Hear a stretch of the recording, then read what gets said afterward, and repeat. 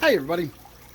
Today we're just going to do a simple before and after water change here on my 55-gallon tank. I'm probably going to wind up finally getting in there and removing a little bit of that Anubias. I've been talking about getting in this tank and doing some reworking of it for a little while now, and I don't think today is going to be the day that I do that, but I am going to make some kind of adjustment. We're going to have to start working on this tank at some point, and I just need to at least cut some of that Anubias out of there. It's getting a little out of control. It's actually starting to grow up and out of the water. But my main concern is my green giant angelfish here. My regular viewers will know that it was not too long ago I came down and turned the lights on in the morning, and it was kind of half curled around on itself down on the bottom. It looked really bad. I thought I was going to have to euthanize it that day. But it recovered after I started doing some series of water changes, and it's been pretty much normal ever since. There have been a few days where I've seen it looking a little bit rough, where it was kind of drifting around a little bit. It looked like it was sort of struggling to get away from the power head, as though the power head's current had more strength than the fish did. But every time I do a water change, it seems to recover and kind of spring back. And so this morning when I turned the light on, it was completely upside down. I mean, straight up and down, upside down. Its dorsal fin was pointing straight to the bottom of the tank and vice versa. And slowly after the lights came on, it just sort of rolled over and turned upright.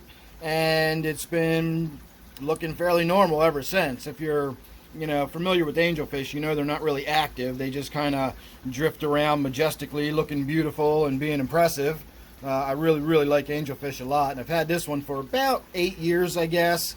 So it's not out of the question to think that this fish is simply getting old, and water conditions are much more, of an impact on it. It's getting a lot more sensitive to the water conditions. So I don't know how long it's been since I've done a water change on this tank. It hasn't been that long because, again, I've been trying to keep up on it because of this, but it's probably been a week now.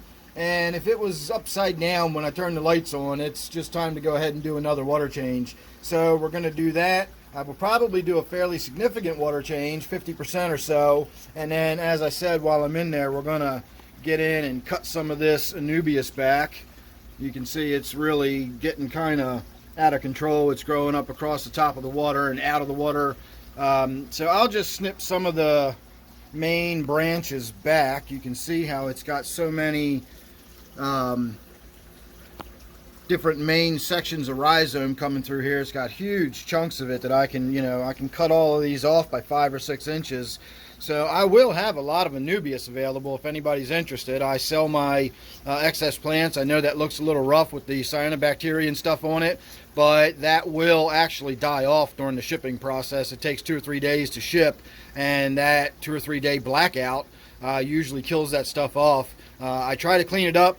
I usually put it in a bucket. I do some chemi-clean on it, that sort of thing. But to my knowledge, nobody that's ever gotten plants from me has ever complained about them showing up with cyanobacteria on them. So again, I try to get rid of that. I try to do my best. But again, this is the plants you'll be getting coming out of this tank, so be aware of that. They're not going to be sterile when you get them. So I do have them available for sale, or I will have them available for sale if you check my email down below. There'll be plenty of Anubias. I've also got a lot of Java Fern right now and Water Sprite as always, so check out my email down below.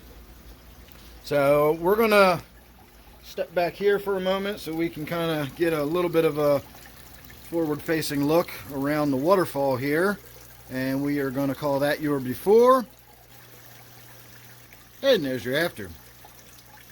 So I actually removed quite a bit of the Anubias without actually removing any of the main rhizomes that have attached to the rocks in the bottom. And in fact, a couple of those rhizomes are almost free floating and not really attached to anything. I considered pulling them out of there altogether, and that would be these 2 big clumps right there, but I decided to leave that alone for now.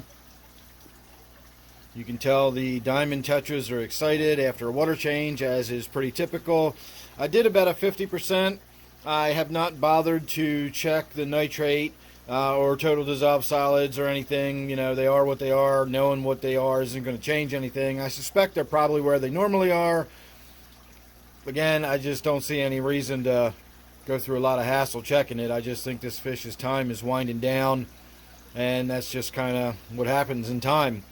So I definitely like the tank being much more open and brightly lit.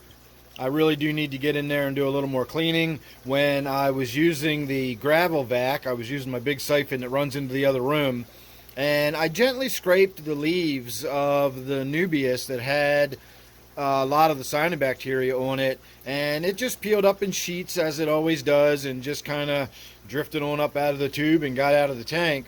And so it looks a lot better in regards to the blue-green cyanobacteria, but you can still see I've got some of that red stuff in there. So big difference just in doing the water change and vacuuming some of that stuff out of there. Of course, I vacuumed a bunch of mulm and pleco poop up off the bottom. I do have a big pleco in this tank. I know it's kind of hard to tell at the moment. It's hiding. In fact, it's hiding so well that I do not even see where it is. Oh, there it is. It's hiding up against the glass in the back. You can see it. So that's a pretty substantial fish, and it leaves a pretty substantial amount of waste. And so I was able to get most of that vacuumed up. You can see some of it's still in there. But all in all, the tank's much better, much cleaner, and yet my angelfish is still sort of drifting around and rolling upside down occasionally and going kind of sideways. And so, again, I think it's probably just kind of winding down. Its time is coming. And if it gets to a point where I think it's suffering, then we'll see about euthanizing it. But in the meantime, I'm just going to let it do its thing. It's just an old fish that's kind of drifting around the tank. I don't have a particularly strong current in this tank, so not too much to bother it. And I don't think any of the other fish really give it a hard time either, so it shouldn't be too stressful for it. So we're just going to kind of let it do its thing and let nature take its course.